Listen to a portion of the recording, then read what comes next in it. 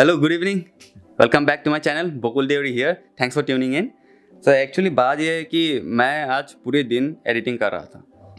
Editing करने के बाद मैंने वीडियो अपलोड किया शाम को। उसके बाद मैं सोच ही रहा था कि मैं क्या वीडियो करूं, आज के दिन का क्या करूं। बहुत ही बोरिंग दिन था मेरे लिए, स्टार्टिंग के समय। उसके बाद मेरा मुलाकात होता है विकास जी से। विकास जी अभी कौन है वो आपको पता चलेगा अभी थोड़ी देर के बाद।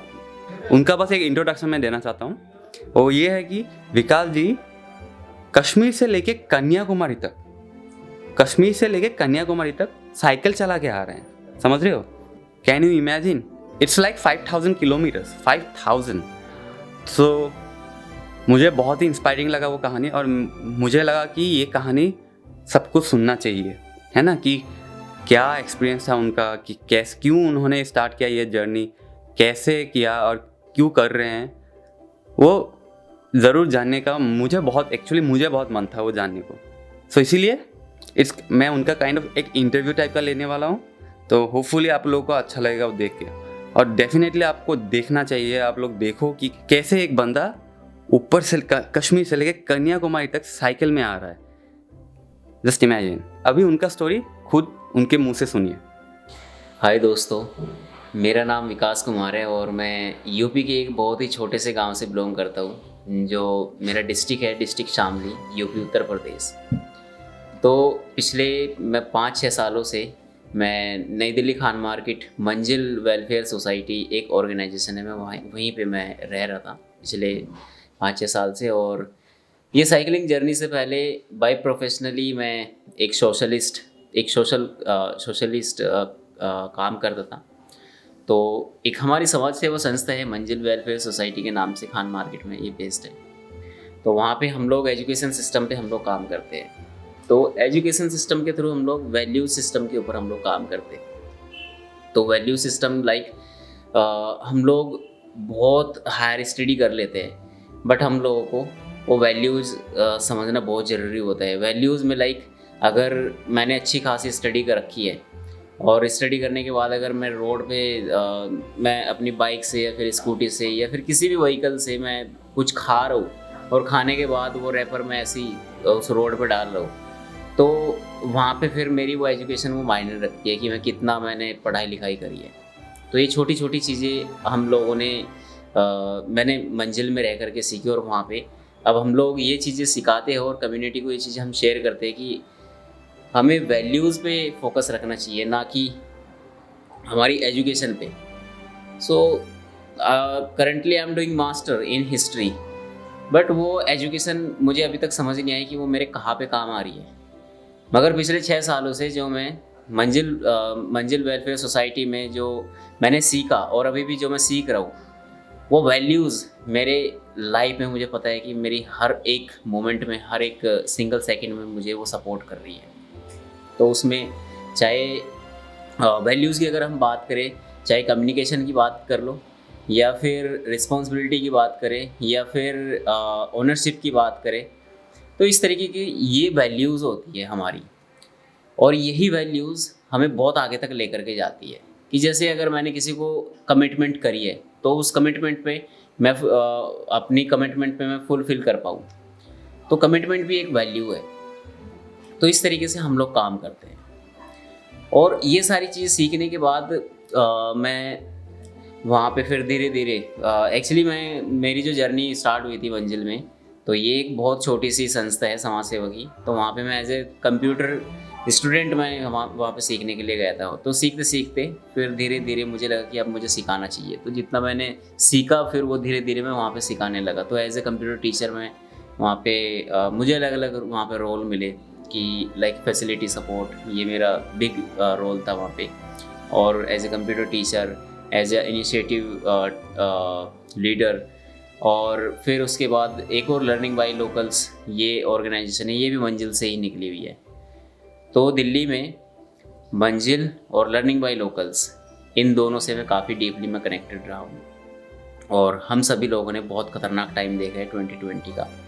उस 2020 के टाइम में हम लोगों का एजुकेशन सिस्टम एकदम जीरो लेवल पे आ गया था। मतलब हम लोग किसी को पढ़ा लिखाने पे हम लोग मजबूर हो गए थे। और अच्छी बात ये कि हमारा जो हमारा एजुकेशन सिस्टम है, हम किसी से कोई चार्ज नहीं करते, जीरो चार्ज रहता है हमारा। चार्ज हम उससे करते हैं कि जो सही से पढ़ाई नहीं कर रहे हैं, जो अपनी क्लासेस मिस कर रहे हैं, हम उनसे पैसा लेते हैं, और वो भी बहुत छोटा बेसिक अमाउंट रहता है। और अगर वो तब भी अच्छे से वो नहीं सीख पाते हैं तो फिर हम उनका हम फिर मजबूरन हमें उनका नाम काटना पड़ता है, क्योंकि हमारा जो फोकस है कि हम सही से अगर कोई भी हम लोग काम कर रहे हैं तो हम वो सही से शुरू करें, ऐसा ना हो कि मतलब वो ऐसे खाली पीली। फिर जैसे अभी मैं बता रहा था कि कोविड का जो टाइम आया, कोविड के टाइम पे हमारा एजुकेशन सिस्टम जीरो हो गया। तो जीरो होने के बाद फिर हम लोग कम्युनिटी को सपोर्ट करने लगे। तो बहुत लोगों को जैसे दवाई पहुंचाना, या फिर किसी को अगर ऑक्सीजन की नीड है तो ऑक्सीजन दिलाना, या फिर किसी को वैक्सीनेशन की नीड है तो उनको वैक्सीनेट कराना।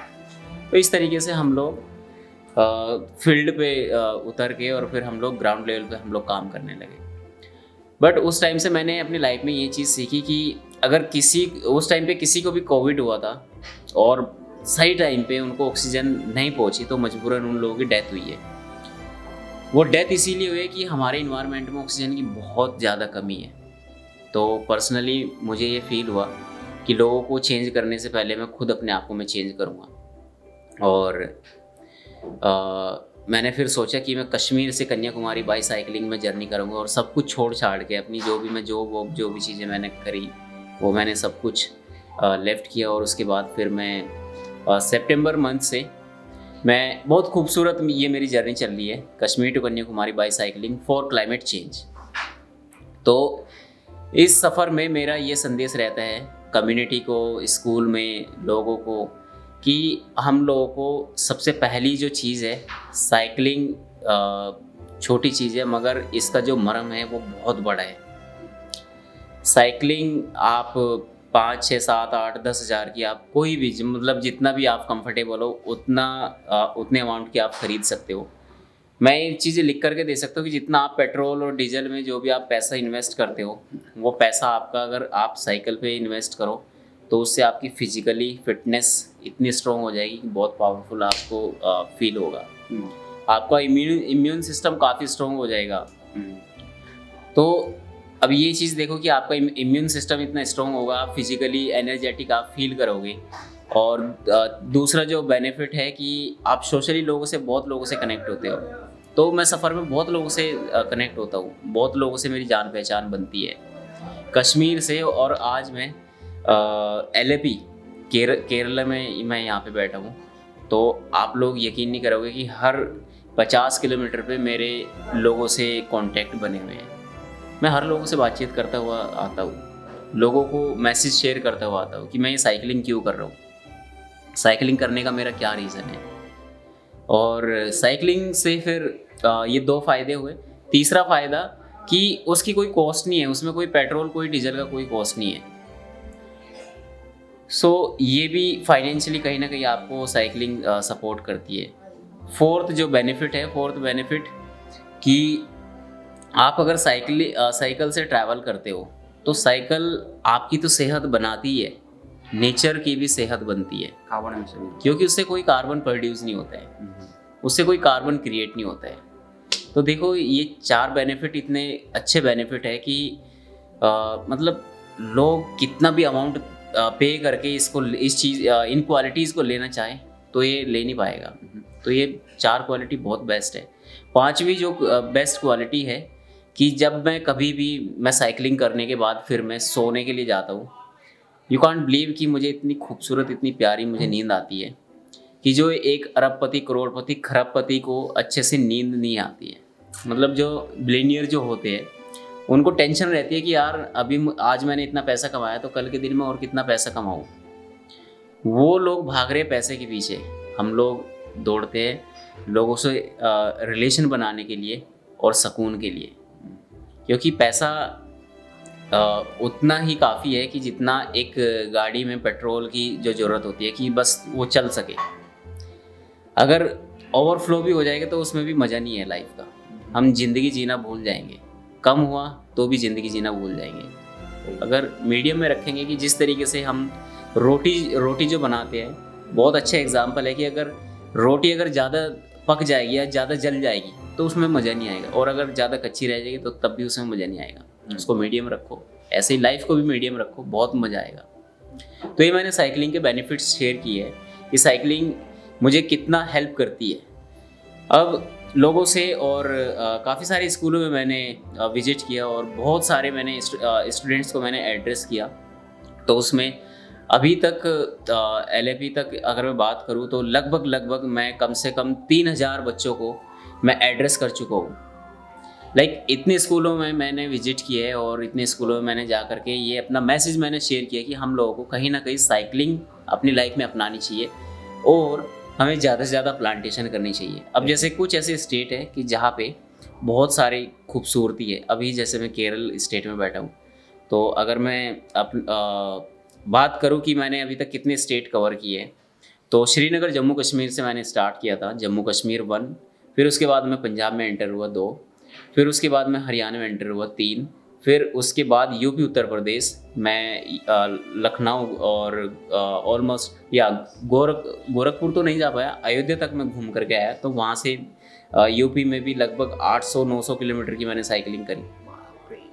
फिर उसके बाद यूपी में घूमने के बाद फिर दिल्ली 4, फिर दिल्ली 5, दिल्ली के बाद फिर मैं एंटर हुआ फिर राजस्थान में, फिर राजस्थान के बाद फिर मध्य प्रदेश के बाद फिर महाराष्ट्र के बाद फिर गोवा के बाद फिर कर्नाटक के बाद केरला, और केरला के बाद फिर मैं तमिलनाडु में भी घूमने के लिए गया था, कोयम्बटूर, जो ईशा फाउंडेशन है।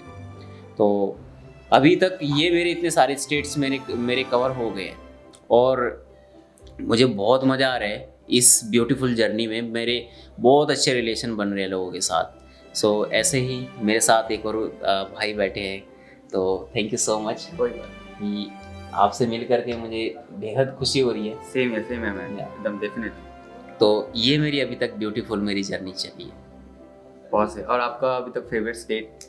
सो अगर मैं फेवरेट स्टेट की बात करूँ तो मुझे अभी तक जो मुझे सबसे ज़्यादा जो पसंद आया तो केरल मुझे बहुत ज़्यादा पसंद आया। केरला में इतनी ग्रीनरी है और यहाँ के लोग भी इतने सपोर्टिव, मतलब जैसे मैं साइकिलिंग कर रहा हूँ तो हर 10 किलोमीटर दूरी पे कोई ना कोई बंदा रोक करके मुझे हेल्प के लिए पूछता है कि do you need any help, do you want for food and water and like financially तक मुझे पूछते हैं। तो मुझे काफ़ी अच्छा लगता है कि यार केरल स्टेट में।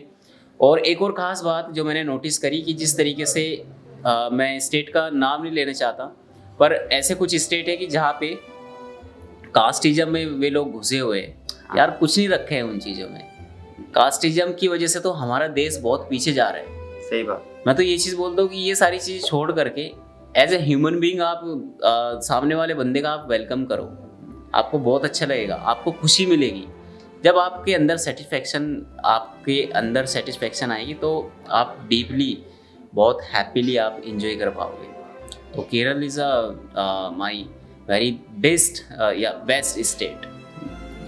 और आपका अभी तक का सबसे चैलेंजिंग, मतलब ये जर्नी में आपके चैलेंजेस क्या क्या चैलेंजेस फेस किए वो सब? तो चैलेंज की अगर मैं बात करूँ, जब मैं श्रीनगर जम्मू कश्मीर से बनिहाल के रास्ते में आ रहा था तो बनिहाल से पीछे ही एक जगह पड़ती है रामबन। तो रामबन का कम से कम 50 से 60 किलोमीटर का ऐसा एरिया था कि जो वो एकदम टूटा फूटा रोड था। तो वहाँ पे अब हमारी जो साइकिल, फिर पूरे फुल लोड साइकिल, अब तो खैर सामान कम है, पर जब मैं जम्मू कश्मीर गया तो वहाँ पे तो सामान और भी काफ़ी था, क्योंकि सर्दी वहाँ पे ठंड रहती है। तो सर्दी के फिर कपड़े लेकर के जाने पड़े और भी काफ़ी सारा सामान ऐसा रहा, स्लीपिंग बैग। तो क्या हुआ कि जो रामबन का एरिया था ऊपर से लैंडस्लाइडिंग हो रही थी। वो इसलिए हो रही थी क्योंकि अंदर टनल बन रही थी। तो उस रास्ते पे चलना मेरे लिए बिग चैलेंज टास्क रहा। वो इसलिए कि ऊपर से तो पत्थर गिर रहे, नीचे अगर देखें तो नीचे बहुत गहरी खाई, मतलब आप मेजरमेंट नहीं कर सकते कि इतनी गहरी खाई। और जो रोड है, रोड पे अंधाधुंध ट्रैफिक, अपने आप को बचाना बहुत बिग टास्क रहा वहाँ पे। फिर साइकिल को भी सेफ रखना। अगर साइकिल को कुछ हो गया तो फिर आपकी जर्नी वहाँ पे खत्म या गड़बड़ा जाएगी, तो फिर हो सकता है कि आपकी जर्नी वहीं पे स्टॉप हो जाए।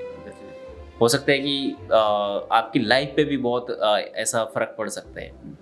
तो वो मेरा काफ़ी चैलेंज वाला मोमेंट रहा। सो उसके बाद तो फिर मेरी जर्नी बहुत बहुत प्यारी चल रही है। इसके बाद LAP के बाद आपका कहाँ जाने का प्लान है नेक्स्ट? LAP के बाद फिर मैंने जटायु के नाम से है इधर कोलम में कोई जगह, तो मैं वहाँ पे विज़िट करूँगा।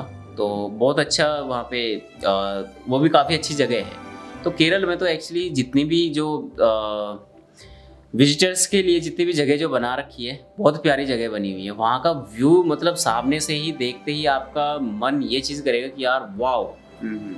अब सोचो कि आप किसी चीज़ को देखते ही आपके अंदर से ही वो सारी फीलिंग्स आए कि यार वाओ, क्या चीज़, क्या खूबसूरती बनी है। अभी तो लगभग आपका ये जर्नी ऑलमोस्ट ख़त्म होने वाला है। यस, ये अराउंड 250 किलोमीटर्स अभी इतना बचा है, लगभग 250 किलोमीटर के आसपास। तो मैं अब इसको धीरे धीरे बहुत प्यार से मैं कंप्लीट करना चाहूँगा। तो नेक्स्ट 2-3 दिन और लग जाएंगे, तो अच्छे से मैं इसको सेलिब्रेट करूँगा फिर। बहुत सही। और इसके बाद कोई नेक्स्ट एडवेंचर आपका कुछ प्लान है? हाँ, नेक्स्ट एडवेंचर मैंने सोचा हुआ है एक्चुअली। मैंने सोचा है कि मुझे इस जर्नी के बाद फिर कुछ ऐसी स्पॉन्सरशिप मुझे देखनी है, लोगों को रीच आउट करना है कि ये मेरा एक और ड्रीम मेरा बना है। इस ड्रीम को कंप्लीट करने के बाद मैं चाहता हूँ कि इंडिया टू स्विट्ज़रलैंड में बाईसाइकिलिंग मैं ट्रैवल करूँ। तो ये मेरा बहुत बड़ा ड्रीम है। और जब मेरे पास साइकिल भी नहीं थी तो तब से मेरा सपना है स्विट्ज़रलैंड विजिट करने का। अब मेरा सपना है कि मैं बाईसाइकिल मैं कोशिश करूँ कि वहाँ पे मैं जा पाऊँ।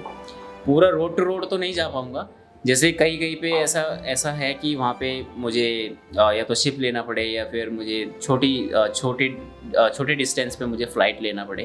तो इस तरीके से मैं अपनी इस जर्नी को कंप्लीट करूँगा।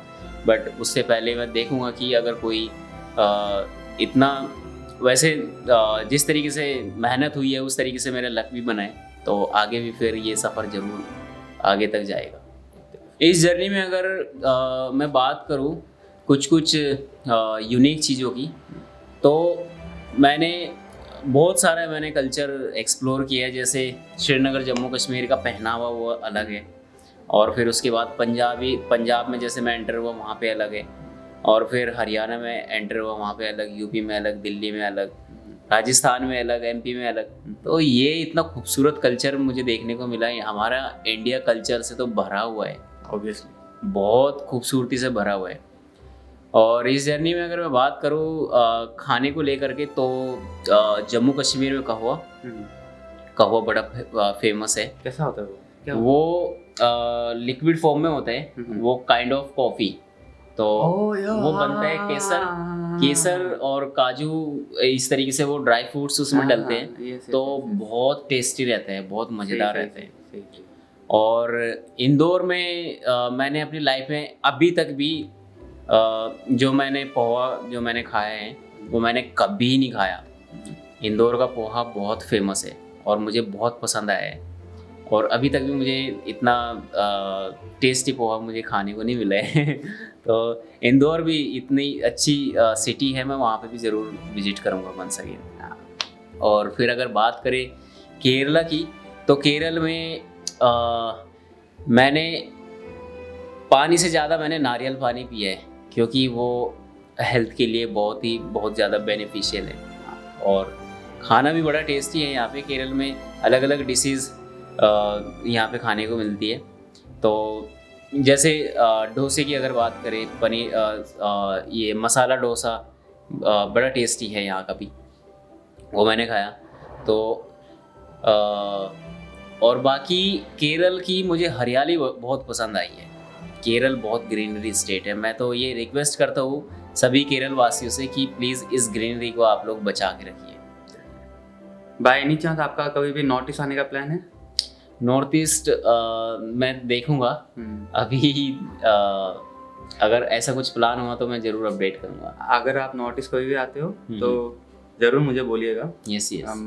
हम हैं वही के नॉर्थ ईस्ट। ओह वाओ, तो मैं जितना हो सके मेरे से मैं आपको हेल्प करने के लिए डेफिनेटली ट्राई करूँगा। बहुत बढ़िया, सही है। आपके हिसाब से आपका final message towards our viewers क्या होगा? सो मेरा जो मैसेज होगा वो मैसेज क्या है, एक रिक्वेस्ट है कि हम लोग जिस तरीके से काफ़ी सारे व्हीकल हम लोग इस्तेमाल करते हैं, यूज़ करते हैं अपनी डेली लाइफ में, तो हम लोग ऐसे ही साइकिल को हम लोग इस्तेमाल कर सकते हैं मोड ऑफ ट्रांसपोर्ट। तो अगर हम लोग साइकिल को इस्तेमाल करेंगे तो आप यकीन नहीं करोगे कि साइकिल से आप बहुत चेंज ला सकते हो इस यूनिवर्स में, और साइकिल बहुत चेंज ला सकती है आपकी लाइफ में।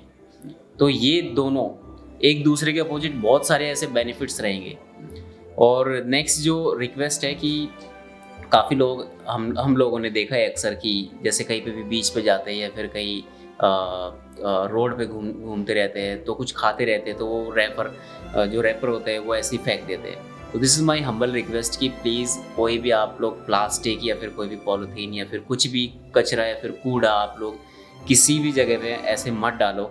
सोचो कि अगर आप लोग अपने घर पे हो और कुछ भी चीज़ें खा रहे हो, आप ऐसे थोड़ी फेंक दोगे, आपको अच्छा नहीं लगेगा। मतलब आप ऐसे ही फेंक दोगे, फिर आपका कोई भी फैमिली मेम्बर आपको तुरंत वो चीज़ बोलेगा कि ये कोई जगह है यहाँ पे फेंकने की। तो अगर आप बाहर भी ऐसे ही फेंक रहे हो तो वो चीज़ें अच्छी नहीं है। वहाँ पे हमारी एजुकेशन मैटर करती है कि हम लोग कितना हमारी जैसे एजुकेशन अच्छी तो हो गई है, बट हमें कितनी वैल्यूज़ आई है, उस एजुकेशन से हमने कितनी चीज़ें सीखी है। तो this is my humble request कि मतलब हर चीज़ की कोई ना कोई जगह बनी है। तो जो भी कचरा है फिर जो भी कूड़ा है, वैसे तो रिक्वेस्ट है कि आप लोग प्लास्टिक का बहुत कम आप लोग इस्तेमाल कीजिए। मतलब अब तो खैर हम लोग प्लास्टिक से इतना यूज्ड हो रखे हैं, बट एकदम से कोई भी चीज़ें छोड़ी नहीं जाती, बट आप लोग कम कर सकते हो। आप लोग वो धीरे धीरे स्लोली आप लोग कम कर सकते हो, तो वो चीज़ें आपको आपकी लाइफ में बहुत हेल्प करेगा। और जैसे जो भी कचरा है उसको उसकी जगह तक आप लोग ज़रूर पहुँचाए तो वो ज़्यादा अच्छा रहता है। यस, यहाँ पे हम अपना ये इंटरव्यू ख़त्म करते हैं एंड आशा करते हैं कि आप लोग ये कहानी सुन के इंस्पायर होंगे और कचरा और ज़्यादा लीटर यहाँ वहाँ नहीं करेंगे and will definitely try for using cycle as a mode of transport in future, definitely. I always wish all the best for the next adventure as well. Thank you और so much. करते रहिए ऐसा जो भी कर रहे हैं। मेरे को भी बहुत सही लगा आपका ये journey and I got inspired. मेरे लिए भी एक इंस्पिरेशन है और डेफिनेटली लाइफ में फिर आगे कभी मिलेंगे आपसे। बिल्कुल है कि नहीं? मुलाकात तो होती रहेगी। डेफिनेटली। सो आशा करते हैं कि आपको ये कहानी सुन के इंस्पिरेशन मिला होगा, है ना? यही बेनिफिट होता है सोलो ट्रैवलिंग का। आप अलग अलग लोगों से मिलते हो, अलग अलग लोगों से इंस्पायर होते हो and that's the only reason why I am travelling solo. Vikas ji का कहानी सुन के मुझे भी मोटिवेशन मिला, इंस्पिरेशन मिला। और जैसे कि मैंने पहले भी बोला है अपने ब्लॉग्स में, मेरा जब तक 1 लाख सब्सक्राइबर नहीं होता तब तक मैं घर नहीं जा रहा और मैं पूरा इंडिया घूमना चाहता हूँ। पूरा इंडिया, हर एक स्टेट, हो सके तो हर एक स्टेट, एक स्टेट में घूमना चाहता हूँ और फिर उसके बाद फिर पूरी दुनिया। That's my dream as well. So और ये आप लोगों के हेल्प के बिना कभी नहीं हो पाएगा। I got so inspired and so motivated from his story. So that's why मैं भी अपना जर्नी अभी कंटिन्यू करने वाला हूँ एंड सही में मैं जब तक 1 लाख सब्सक्राइबर नहीं होता तब तक मैं घर नहीं जाने वाला। सो अगर आप ये वीडियो देख रहे हो तो फिर जल्दी से जल्दी सब्सक्राइब करो। लेट्स डू वन थिंग, एक हैशटैग निकालते हैं, सैन बोकुल होम। ठीक है, मैं अभी अपने सारे वीडियो पे हैशटैग सैन बोकुल होम ये लिखने वाला हूँ। तो डेफिनेटली अगर आप लोगों का सपोर्ट रहता है तो फिर डेफिनेटली ये जल्दी हो जाएगा। ये जो मेरा माइलस्टोन है जल्दी कंप्लीट हो जाएगा। सो आशा करता हूँ आपको ये वीडियो अच्छा लगा होगा और आप इंस्पायर हो गए होंगे और आपको कुछ इंस्पिरेशन मिला होगा। एंड सो आज के लिए बस इतना ही था। कल फिर मिलते हैं अगले वीडियो में। सो तब तक take it easy, I am Bokul signing off. Peace out.